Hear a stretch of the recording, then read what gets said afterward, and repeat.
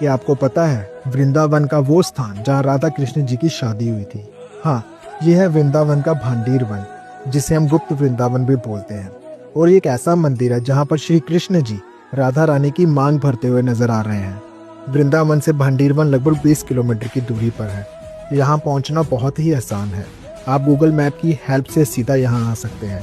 चाहे आप अपनी गाड़ी से आओ या फिर वृंदावन से ऑटो ले लो, दोनों ऑप्शन ही आपके पास अवेलेबल है। अब हम आ चुके हैं भांडीर वन, तो अंदर चलते हैं, आपको दर्शन करवाते हैं भांडीर वन के। तो ये वही स्थान है जहाँ पर श्री राधा जी का और कृष्ण जी का जो है विवाह हुआ था।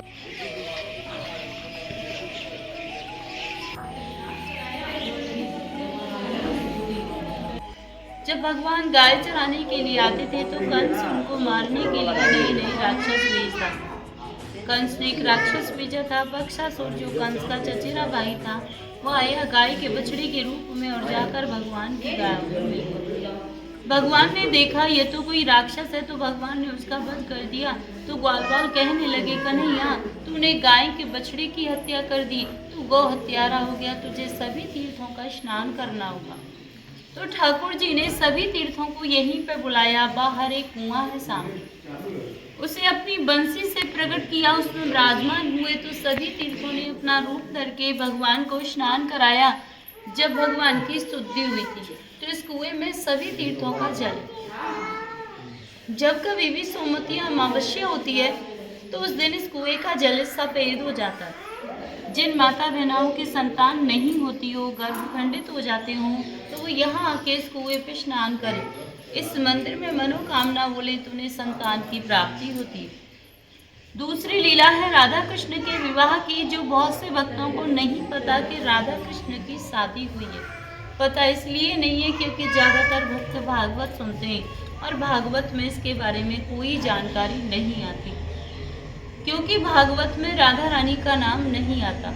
हमारी 18 पुराण है, उनमें से एक आता है ब्रह्म वैवर्त पुराण। उसमें दिया हुआ है कि एक दिन नंद बाबा कान्हा जी को अपनी गोद में लेके यहाँ भांडीर वन में गाय चराने के लिए आए।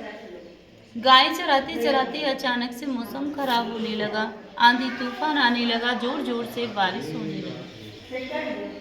तूफान की वजह से पेड़ की डालियां टूटने लगी। तो नंद बाबा घबरा गए कि मैं अपनी गायों को लेके कैसे पहुंचूंगा घर, अगर नहीं जाऊंगा तो इस छोटे से बालक का क्या करूं, ऐसे सोच विचार कर रहे थे। तभी बहुत जोर से बिजली की कड़कड़ाहट उठी, तो उससे भयभीत होके कान्हा जी रोने लगे और नंद बाबा के कंठ से चिपक गए। जब कान्हा जी रोने लगे तो वहां पर दिव्य वेश में राधा रानी प्रकट हुई, जिन्होंने नीले वस्त्र पहन रखे थे, नील मणि का मुकुट धारण कर रखा था और नील कमल को हाथ में लेकर चली आ रही हैं। उन्हें आंधी तूफान बारिश का कोई भय नहीं। जब नंद बाबा की उन पर नजर पड़ी तो उन्होंने देखा कि उनके चेहरे पे करोड़ों सूर्यों के समान तेज था, जिसे नंद बाबा सहन नहीं कर पाए और वहीं पर मूर्छित होकर गिर गए। तो राधा रानी सोचने लगी कि बाबा मेरे इस तेज को नहीं सह पाए, उस तेज को शांत करती हैं और साधारण वेश में जाके नंद बाबा के पास खड़ी हो गई। जब नंद बाबा की मूर्छा जगी तो वह पहचान गए थे कि ये तो स्वयं राधा रानी है। तो उन्होंने उनकी स्तुति करी। तो राधा रानी कहने लगी, बाबा, जिस रूप के दर्शन मैंने आपको दिए हैं, इस रूप के दर्शन मैं किसी को नहीं देती। आपकी भक्ति से प्रसन्न होकर मैंने आपको यह वरदान दिया है और यह बात गोपनीय ही रहनी चाहिए। तो नंद बाबा कहने लगे कि मुझे तो पहले ही मेरे गुरु गर्ग मुनि ने आप दोनों के बारे में बता दिया था। जब लाला का नामकरण हुआ था तो उस दिन 27 नाम रखे गए थे कान्हा जी के, उसमें से 17 नाम राधा रानी के ऊपर, जैसे राधिका वल्लभ, राधा दामोदर, राधा श्याम सुंदर। तो नंद बाबा कहने लगे, गुरुदेव, ये राधा कौन है जो तुम बार बार मेरे लाला के आगे राधा शब्द जोड़ रहे हो? तो गुरुदेव ने बताया कि ये वृषभान की बेटी है, आदि शक्ति है, इसका नाम राधा है। और तेरे लाला का विवाह तो राधा के साथ में होगा, उसमें न तू होगा न वृषभान होगा, ये तो केवल देवताओं के मध्य में होगा और भांडी के मन में होगा। तो नंद बाबा कहने लगे कि मुझे यह सब पहले ही मेरे गुरु गर्ग मुनि ने बता दिया और मुझे यह भी पता है कि तुम यहाँ किस उद्देश्य से आई हो, क्योंकि आज वो दिन आ गया है और आपकी धरोहर मेरे पास है। कान्हा जी को उनकी गोद में लेते हैं और बोले, आप अपनी धरोहर को पकड़ो और अपना मनोरथ सिद्ध करने के बाद मेरे लाला को कुशल पूर्वक यशोदा मैया को लौटा देना। तो राधा रानी कान्हा जी को अपनी गोद में लेती हैं। गोद में लेकर जब यहाँ इस स्थान पर प्रवेश करती हैं तो यहाँ आते ही कान्हा जी अपनी माया से किशोर अवस्था में हो जाते हैं। फिर उन्हीं की माया से यहाँ पे एक सहस्त्रों खम्भों का मंडप प्रकट हुआ। सहस्त्रों माने हजारों खम्भों का। उसमें सभी खम्भे सोने के थे जो रतन मोतियों से सुशोभित हो रहे थे। बीच में एक सिंहासन था, वह भी सोने का था, जिस पे चढ़ने के लिए 7 सीढ़ियां थी। तो राधा कृष्ण दोनों से सिंहासन पर विराजमान। तभी ब्रह्मलोक से ब्रह्मा जी आते हैं और अपने कमंडल में से जल लेके राधा रानी के श्री चरण कमलों को धोते हैं और उनसे उनके चरणों की भक्ति का वरदान प्राप्त करते हैं। फिर पूरी वैदिक रीति से उन दोनों का विवाह कराने लगे। तो विवाह में जैसे ही वेद मंत्रों का उच्चारण शुरू किया तो उसकी ध्वनि आकाश में गूंजने लगी। ध्वनि सुन के सभी देवी देवता आ गए और देखकर बड़े प्रसन्न हुए कि आज तो ठाकुर जी का विवाह हो रहा है। पुष्प वर्षा करने लगे उनके ऊपर। विवाह में सारी रीतियां हुई थी, जैसे वेद मंत्रों की, हवन की, फेराओं की। तो लास्ट में विधि होती है मांग में सिंदूर भरने की। जब तक सिंदूर नहीं भरा जाता शादी मान्य नहीं होती है। तो आप यहाँ सभी ध्यान से दर्शन करो। यहाँ ठाकुर जी राधा रानी की मांग में सिंदूर भरते हुए। हाथ देखो ठाकुर जी का राधा रानी के सिर के ऊपर है, चुटकी बनी हुई है हाथ में इस तरीके से। ये पूरे विश्व का एक ही मंदिर है जो भगवान कैसे अद्भुत शादी के दर्शन यहाँ भांडीर वन में होते हैं। नहीं तो जहाँ भी दर्शन करोगे बंसी बजाते हुए करोगे। यहाँ ठाकुर जी के हाथ में बंसी नहीं है, सिंदूर है, मांग भरते हुए।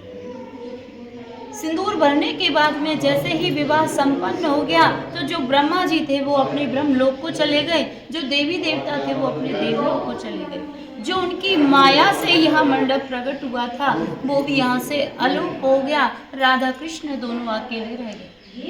मैं इस लीला को नहीं समझ पा रही हूँ कि अभी अभी तो आपने मेरे साथ विवाह रचाया था। अब यह कौन सी लीला है कि मैं तरुण अवस्था में हूँ और आप बाल्य अवस्था में हो। इस वियोग को मैं सहन नहीं कर पाऊंगी प्रभु। तभी आकाशवाणी हुई तो आकाशवाणी द्वारा कान्हा जी कहने लगे, हे राधा रानी, जो तुम्हारा वास्तविक शरीर है वो तो हमेशा यही रहेगा भांडीर वन में, और जो तुम्हारा छाया रूपी शरीर है वो तुम्हारे महलों में चला जाएगा और मैं आपसे नित्य रात को यही मिलने आया करूँगी। तो इतना सुनकर राधा रानी बहुत प्रसन्न हुई और कान्हा जी को अपनी गोद में उठाया और जैसे नंद बाबा से वादा करके आई थी कुशल पूर्वक यशोदा मैया के पास छोड़कर वापस आई। तीसरी लीला है, एक दिन राधे कृष्ण इसी भांडीर वन में भ्रमण कर रहे थे तो कन्हैया जी कहने लगे, हे राधे, ये हमारा तुम्हारा निकुंज वन है, हमारी तुम्हारी कुंजों की लीला हुई है, इसलिए आज इस वन को प्रसन्न होकर वरदान देता हूँ, जो भक्त यहाँ आएगा इस कुएं पे आचमन करेगा तो उसे 14 अवतार के दर्शनों का फल प्राप्त होगा। कुएं पे स्नान करेगा तो उसके जाने अनजाने के जो भी पाप हैं सब नष्ट हो जाएंगे। मंदिर में बैठ के कोई मनोकामना बोलेगा तो उसकी मनोकामनाओं को पूरी करूँगा। या फिर कोई भक्त यहाँ पे एक रात्रि निवास करेगा, कुएं पे स्नान करेगा और मान बिहारी के दर्शन करेगा तो उसे गौलोक की प्राप्ति होगी। यहाँ भांडीर वन में बैठ के कोई चीज खाएगा तो उसे इंद्रलोक की प्राप्ति होगी। या फिर कोई गौदान करेगा तो उसकी 73 पीढ़ियों का उद्धार होगा। इतना सुनने के बाद राधा रानी घबरा गई और बोली, हे प्रभु, आपने इतने वरदान दे दिए, इतना होने पर तो यहाँ भक्तों की इतनी भीड़ हो जाएगी कि 24 घंटे वक्त रहेंगे, हमारे तुम्हारे मिलने में बाधा पड़ जाएगी प्रभु। तो ठाकुर जी बोले, हे राधे, गोपनीय, ये मेरा गुप्त स्थान है, यहाँ पे हर कोई नहीं आ सकता।